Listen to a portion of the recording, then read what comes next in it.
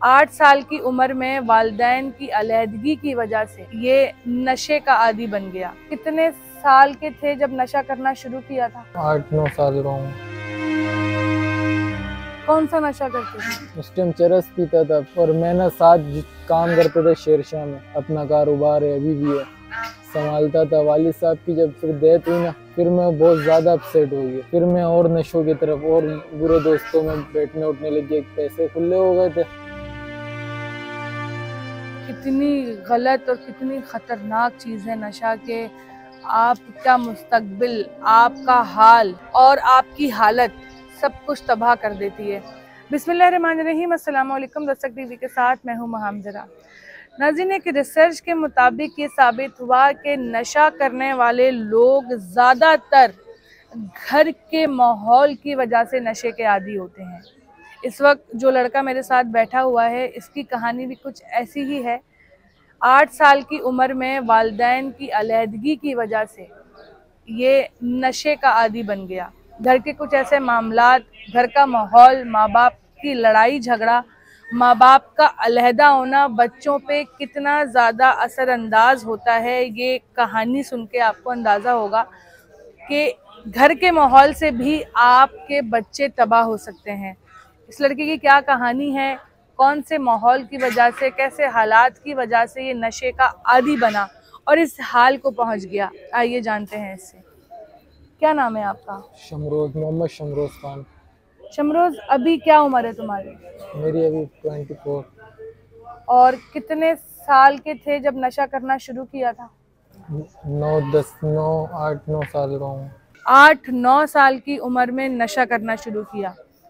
क्या वजह बनी? क्योंकि वो तो बहुत कम उम्र होती है, 8-9 साल का तो जो है वो बचपना होता है। उस उम्र में नशा क्या हुआ था? कैसे नशा शुरू किया? किन हालात की वजह पे ये नशे के आदी बने हो? मैं घर पे था, हमारी पूरी फैमिली घर पे थी। अब वालिद साहब और मदर का कुछ ऐसा हुआ कि लोग होते हैं ना, हंसता खेलता घर देखा नहीं जाता, जादू वादू कर देते हैं। डिवोर्स हुई इनकी। हमने बाहर का माहौल कभी नहीं देखा था, खाली मदरसा, स्कूल, ट्यूशन, वो भी वैन लगे हुए थे, हर चीज़। बस घर से जाते थे और घर आते थे। जब इन डिवोर्स हुआ, बाहर का माहौल देखा हमने। हमारे वालिद साहब हम अपने साथ रखा सब बच्चे, 5 बच्चों को। उनमें से एक खाली मैं अपसेट था अपनी माँ के जाने से ज़्यादा। क्योंकि आप छोटे थे, उम्र कम थी, अटैच थे अपनी माँ से बहुत अपनी ज़्यादा। माँ से ज़्यादा अटैच था मैं। इस वजह से ना मैं फिर बाहर ज़्यादा टाइम स्पेंड करता था। इतने में फिर बुरे दोस्त बन गए। मुझे पता नहीं कि ये बुरे हैं, ये सिगरेट पी रहे हैं, इसमें सिगरेट में क्या मिलाया हुआ मुझे नहीं पता था कि क्या मिलता है। मैंने ऐसी मांगा, यार एक पफ लगवाओ, ऐसी एक एक करके लगाता चले गया। एक टाइम ऐसा आ गया कि खुद खरीद के पीने लग गया, आदी हो गया इस नशे का। उसके बाद फिर मैंने नशा छोड़ने का सोचा, मगर नहीं छूटा ये। कौन सा नशा करते थे? उस टाइम चरस पीता था। फिर मेरे वालिद साहब और मैं ना साथ काम करते थे शेरशाह में। अपना कारोबार है, अभी भी है, संभालता था। वालिद साहब की जब फिर डेथ हुई ना, फिर मैं बहुत ज़्यादा अपसेट हो गया। फिर मैं और नशों की तरफ और बुरे दोस्तों में बैठने उठने लग गया। पैसे खुले हो गए थे, कारोबार में अपना संभालता था, बाकी बहन भाई सब पढ़ते थे, कोई इतना वो नहीं करता था मुझे ऑब्जेक्शन हर चीज़ पे। ऐसे मैं गलत दोस्तों में बैठने लग गया, गलत खर्चे करने लग गया गलत चीज़ों पे। फिर मैं आइस पीने लग गया, क्रिश पीने लग गया। फिर मैंने जब देखा कि यार मैं तबाह कर रहा हूँ कारोबार, अपने बहन भाइयों को कौन देखेगा, मैंने अपने बड़े भाई को बोला। उसने फिर मेरा सपोर्ट किया, उसके हैंड ओवर कर दिया सारा कारोबार, बिजनेस। आज वो मुझे यहाँ पे लेकर आया कि यार सुधर जाएगा मेरा भाई।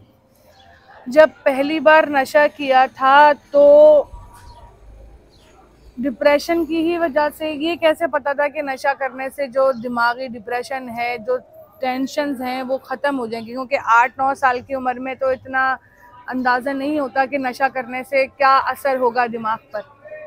मैं बस बाहर निकलते थे अपने दिमाग को थोड़ा सा सुकून देने के लिए, तो किसी ने फिर कहा था कि ये पीने से सुकून मिल जाएगा? नहीं, मैंने बोला सिगरेट पीते हैं, चलो सुकून मिल जाएगा। यार दोस्त बने थे जो, मैं उनसे सिगरेट पी, आहिस्ता आहिस्ता सुकून मिलता था।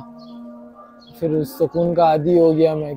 क्यों वालिद साहब कुछ बोलते थे ज़्यादा, मेरे से बर्दाश्त नहीं होता था, मैं दोस्तों की तरफ निकल जाता था। अब वालिद साहब से लड़ झगड़ के कि यार मैं जा रहा हूँ अभी। वालिदा ने कभी बाद में मुलाकात नहीं की? मुलाकात जब हुई तो फिर मैं, वालिद साहब की डेथ के बाद हुई थी, उससे पहले भी हुई थी, मगर उस टाइम पे वालिदा को नहीं पता था किसी चीज़ का। तो वालिदा छोड़कर क्यों गई? बहुत लोगों की साजिश थी इसमें कि इनको अलग, इनको ऐसा कर दो कि ये लोग सड़क पे आ जाए, हंसता खेलता करता, ऐसा था। और उसमें सबसे ज्यादा मुतासिर आपकी जिंदगी हुई? ज़्यादा मैं क्लोज था अपनी माँ से, उसके डिप्रेशन में। फिर वालिद साहब चले गए, वो भी दोस्त की तरह थे मेरे साथ। इस नशे की वजह से क्या कुछ खोया, क्या नुकसान हुआ जिंदगी में? ज़िंदगी में मेरा मुस्तकबिल पूरा ख़राब कर दिया इस नशे ने। मेरे पास तालीम भी है, हुनर भी है, हर चीज़ हो के भी मैं अभी मुयसर हुआ हूँ हर काम में।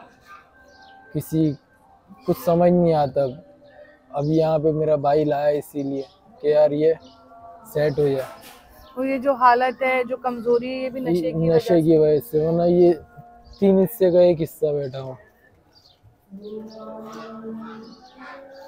कितनी गलत और कितनी खतरनाक चीज़ है नशा के।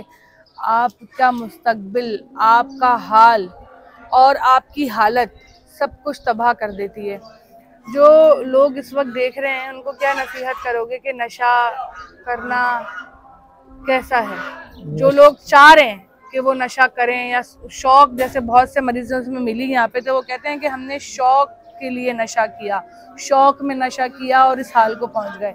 तो जो जिनको ये शौक पैदा हो रहा है उनके लिए क्या कहोगे? मैं यही कहूँगा कि नशा सबसे बड़ी नुकसानदेह चीज़ है, अपने लिए भी, अपनी फैमिली के लिए भी।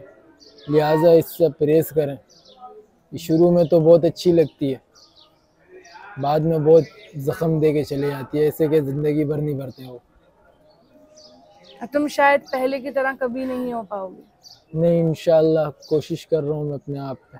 तलब जब नशे की होती है तो क्या महसूस होता है, कैसी हालत होती है जब तलब होती है? बहुत अजीब से हालात होते हैं। फिर हम यही कोशिश करते हैं कि नहा लें, नमाज़ पढ़ लें, अपने आप को किसी दूसरे काम में मुयस्सर कर लें।